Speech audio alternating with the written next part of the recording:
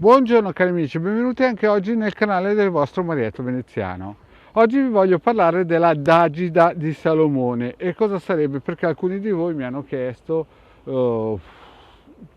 praticamente delle soluzioni un po' veloci per dei casi particolari. E prima di tutto vi voglio raccontare anche cos'è questa D'Agida, cioè in quali casi si usa e chi lo usa. Allora, prima di tutto dovete capire che la D'Agida di Salomone è un'operazione di alta magia di coercizione o chiaramente di difesa. Si usa generalmente per casi estremi in cui la persona innocente chiaramente ha bisogno, e vi parlerò di alcuni casi in cui è stata attivata.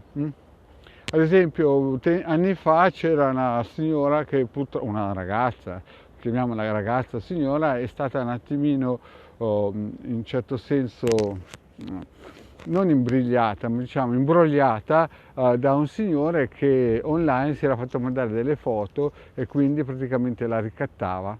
Al che i genitori, dopo aver chiaramente avvisato le forze dell'ordine, la polizia postale, hanno bloccato questo tipo, però questo tipo qui sapete che insomma non è facile da oggi a domani bloccare una persona. Allora questa signora qua conosceva un amico che a loro volta conosceva un altro amico, e alla fine questo amico conosceva un mago rosso, il quale ha operato tramite questa D'Agida di Salomone, e in breve tempo quel ricattatore si è, diciamo, calmato, ha messo un pochettino le velleità a riposo e quindi si è calmato. Quindi perché vi dico questo? Perché alcune volte ci sono dei casi urgenti in cui magari uno litiga col vicino, in cui magari ha dei problemi, sempre chiaramente parlando di persone innocenti che vengono attaccate in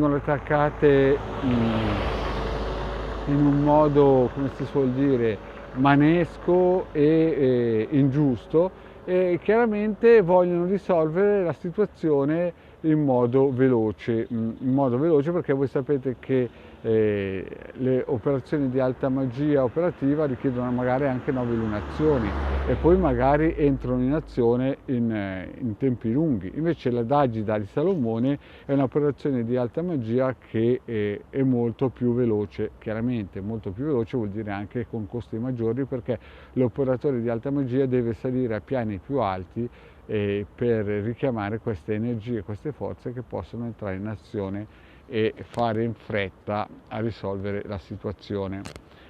Questo perché alcuni mi hanno chiesto se esistevano sistemi o potenzialità per risolvere casi in modo più veloce, e la D'Agida di Salomone è una delle più conosciute a livello di alta magia operativa. È un bel incantamento, bello robusto e forte.